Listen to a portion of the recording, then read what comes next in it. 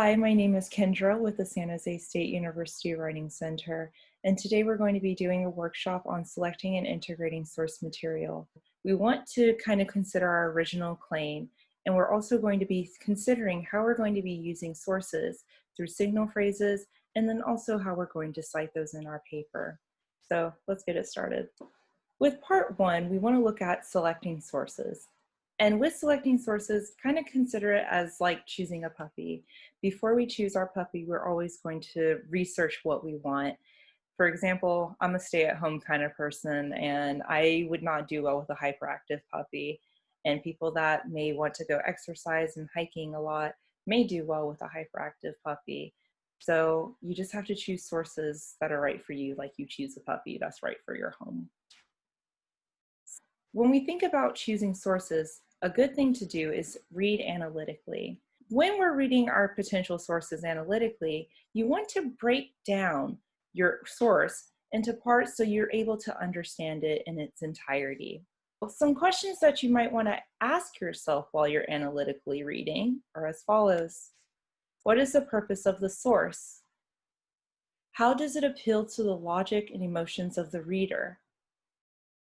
How does it demonstrate the credibility of the author? Is the argument valid?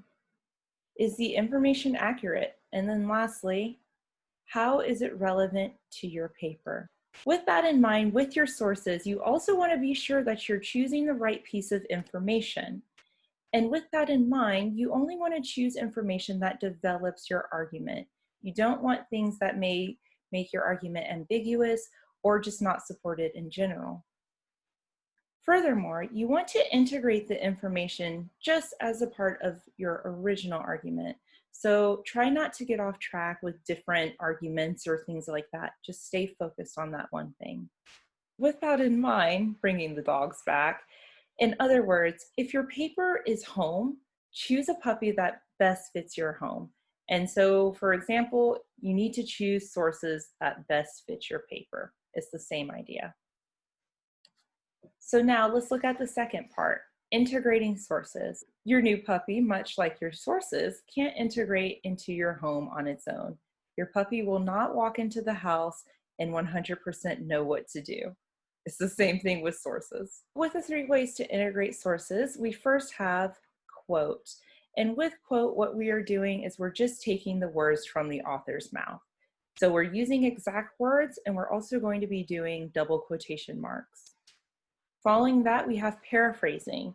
And with paraphrasing, we're just highlighting aspects of the specific idea that is important to your argument. When you're paraphrasing, be sure to use your own words and syntax, and don't just change a few words because that's plagiarism. So don't do that. And then lastly, summarizing. When you're summarizing, you're just going to focus on the main points of the source and not include minor details that may not really help in your argument. In general, the purpose is to just present a general idea of the source. With synthesizing an original argument, now that we have our source and the information that we need, we want to consider the acronym PI. First, starting with the P, we have point. And what you're doing with point is you're going to be creating a topic sentence. With that in mind, you also do want to make an assertion. So that will be your point. Secondly, we have our illustration. And the purpose of illustration is just using specific and supporting examples that go with your topic sentence and your assertion. And then lastly, explanation. And with that, you want to consider how your assertion in the paragraph supports the overall argument of the essay. And that's PI. Moving on, we're going to be doing an activity. And the activity here is the legal battle over Obama's immigration plan. It's a CNN article. Please go to this link, tinyurl.com/ObamaSource, and please feel free to pause the presentation and read the article. Once you're ready, I'll be here.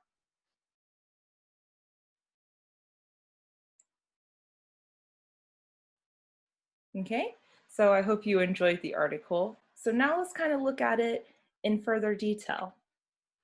So first, we want to consider a point, the topic sentence.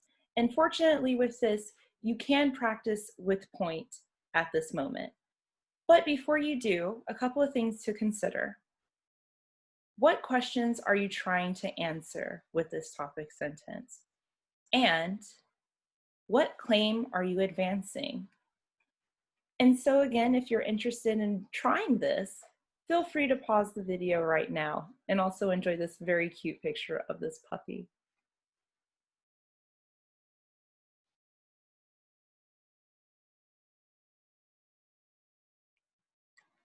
Moving on to an example of point, the topic sentence, we have as follow, and mind you, this is still from the article.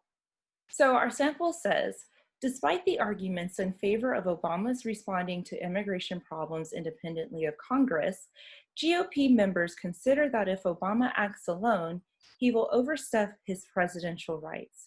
So as you see, an assertion is being made, and this is still the topic sentence. Moving on to illustration, we want to be introducing the source material through signal phases. An example signal phrase in MLA style would be, in his article, The Legal Battle Over Obama's Immigration Plan, Stephen Collinson observes that, and then for APA, Collison 2014 in parentheses observes that, and then you continue on. Lastly, we have our explanation. We're going to be connecting the illustration to the point. And the sample analysis reads as follows. Although people inclined to side with the president may agree, such executive action on an issue as important as illegal immigration will set an undesirable precedent, GOP members fear. If we were to consider the acronym PI as a whole paragraph, bringing it all together, it would be as follows. First, starting with our point, despite the arguments in favor of Obama's responding to immigration problems independently of Congress, GOP members consider that if Obama acts alone, he will overstep his presidential rights. For illustration, we have Collison observes that the executive branch disregards lesser issues so that it can address more important ones, much like a police officer will overlook negligible speeding, but pull over more reckless drivers. And then lastly, our explanation. Although people inclined to side with the president may agree, such executive action on an issue as important as illegal immigration will set an undesirable precedent, GOP members fear.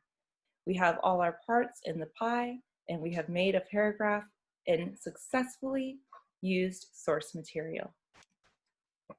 So thank you so much for paying attention to this workshop. If you have further questions or want more information, please feel free to visit our website at www.sjsu.edu/writing center or check out our blog at sjsuvritingcenter.wordpress.com. Of course, our social media as well. Thank you. Have a good day.